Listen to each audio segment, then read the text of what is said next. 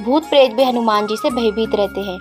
हनुमान जी बचपन से शरारती थे। वे बचपन में अत्यधिक शरारतें करते थे। हनुमान जी का रूप वानर का रूप था। दूसरा, उन्हें देवताओं की शक्तियां प्राप्त थी। तीसरा, बचपन जिसके कारण हनुमान जी शरारत करते थे। वे किसी के भी बगीचे में घुस जाते थे, फल खाकर बगीचे को तहस नहस कर देते थे। कभी कभी किसी की भी गोद में बैठ जाते थे। उन्हें कोई नहीं पकड़ पाता था। हनुमान जी इतने शरारती थे। वे ऋषि मुनि के आश्रम में घुसकर ऋषि मुनियों की लंगोट को फाड़ देते थे। कभी कभी उनके कमल दल का पानी गिरा देते और उनकी तपस्या को भंग कर देते थे। एक बार अंगिरा और भृंग वंश के ऋषि तप कर रहे थे। हनुमान जी ने उनकी तपस्या भंग कर दी।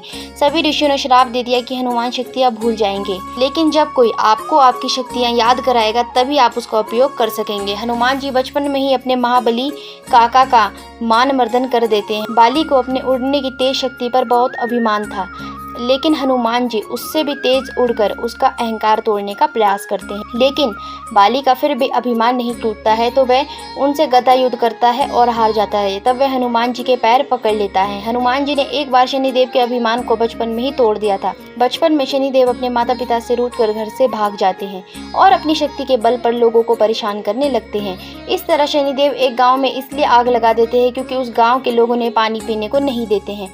सभी गाँव वाले शनिदेव को घेर कर मारने का प्रयास करते हैं तो हनुमान जी उन्हें बचा लेते, लेकिन शनिदेव इस एहसान को नहीं मानते हैं। हनुमान जी से कहते हैं कि तुम्हें मेरे रास्ते में नहीं आना चाहिए था। हनुमान जी कहते हैं अब तुम सीधे अपने पिता के पास जाओ, लेकिन शनिदेव उनसे वाद विवाद करने लगते हैं। फिर दोनों में गदा युद्ध होता है। तब हनुमान जी उन्हें अपनी पूंछ से लपेटकर उनके पिता के पास ले जाते हैं।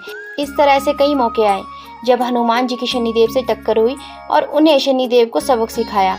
अंत में रावण की कैद से वे शनिदेव को छुड़ा लाते हैं। फिर शनिदेव हनुमान जी के भक्त बनकर रहते हैं। जो भी तुम्हारा भक्त होगा उस पर मेरी वक्र दृष्टि का असर नहीं होगा। एक बार बचपन में ही हनुमान जी समुद्र में से संजीवनी पर्वत को देवगुरु बृहस्पति के कहने से अपने पिता के लिए उठा लाते हैं।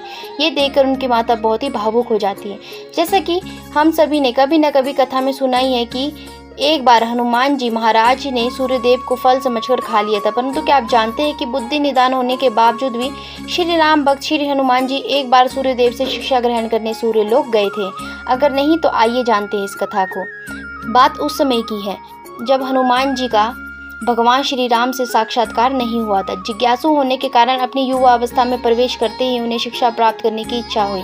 श्री हनुमान जी की आयु भी विद्याधन के योग्य हो गई थी। माता अंजना देवी एवं वानरराज केसरी ने विचार किया अब हनुमान को विद्यार्जन के निमित्त किसी योग्य गुरु के हाथ सौंपना ही होगा। अतः माता अंजना और कपीश्वर केसरी ने श्री हनुमान जी को ज्ञानोपलब्धि के लिए गुरु गृह भेजने का निर्णय किया। अपार उल्लास के साथ माता पिता ने अपने प्रिय हनुमान जी का उपनयन संस्कार कराया और उन्हें विद्या अर्जन के लिए गुरु चरणों की शरण में जाने को स्नेहिल आदेश दिया।